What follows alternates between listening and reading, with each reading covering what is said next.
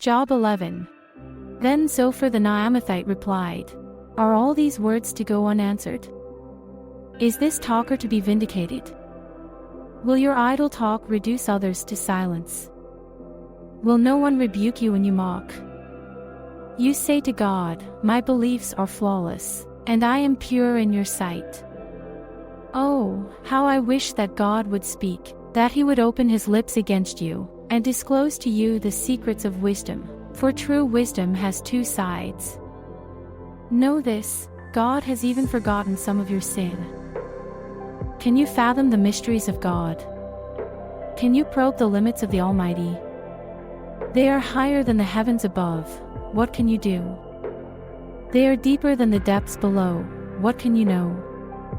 Their measure is longer than the earth, and wider than the sea. If he comes along and confines you in prison, and convenes a court, who can oppose him? Surely he recognizes deceivers, and when he sees evil, does he not take note? But the witless can no more become wise, than a wild donkey's colt can be born human. Yet if you devote your heart to him, and stretch out your hands to him, if you put away the sin that is in your hand, and allow no evil to dwell in your tent, then, free of fault, you will lift up your face. You will stand firm and without fear. You will surely forget your trouble, recalling it only as waters gone by.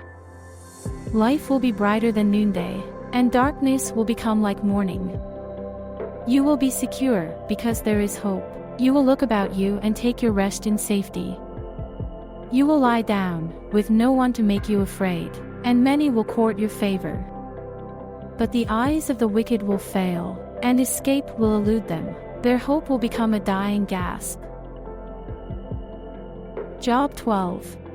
Then Job replied, Doubtless you are the only people who matter, and wisdom will die with you. But I have a mind as well as you, I am not inferior to you. Who does not know all these things? I have become a laughingstock to my friends, though I called on God and he answered, a mere laughingstock, though righteous and blameless.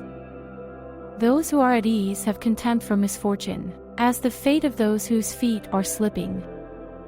The tents of marauders are undisturbed, and those who provoke God are secure, those God has in his hand. But ask the animals, and they will teach you, or the birds in the sky, and they will tell you, or speak to the earth, and it will teach you, or let the fish in the sea inform you. Which of all these does not know, that the hand of the Lord has done this? In his hand is the life of every creature, and the breath of all mankind. Does not the ear test words, as the tongue tastes food? Is not wisdom found among the aged?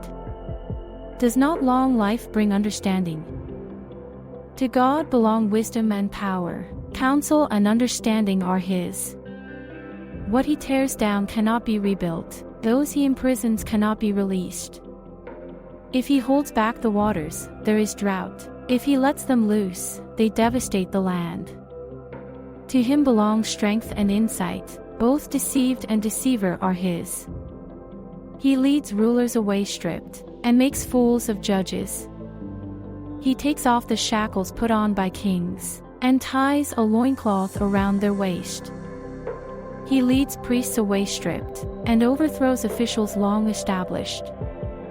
He silences the lips of trusted advisers, and takes away the discernment of elders. He pours contempt on nobles, and disarms the mighty. He reveals the deep things of darkness, and brings utter darkness into the light. He makes nations great, and destroys them. He enlarges nations, and disperses them. He deprives the leaders of the earth of their reason. He makes them wander in a trackless waste. They grope in darkness with no light. He makes them stagger like drunkards. Job 13. My eyes have seen all this. My ears have heard and understood it. What you know, I also know. I am not inferior to you. But I desire to speak to the Almighty, and to argue my case with God. You, however, smear me with lies. You are worthless physicians, all of you. If only you would be altogether silent. For you, that would be wisdom. Hear now my argument, listen to the pleas of my lips. Will you speak wickedly on God's behalf? Will you speak deceitfully for him? Will you show him partiality? Will you argue the case for God? Would it turn out well if he examined you? Could you deceive him as you might deceive a mortal? He would surely call you to account, if you secretly showed partiality. Would not his splendor terrify you? Would not the dread of him fall on you? Your maxims are proverbs of ashes, your defenses are defenses of clay. Keep silent and let me speak, then let come to me what may. Why do I put myself in jeopardy, and take my life in my hands? Though he slay me, yet will I hope in him, I will surely defend my ways to his face. Indeed, this will turn out for my deliverance, for no godless person would dare come before him. Listen carefully to what I say, let my words ring in your ears.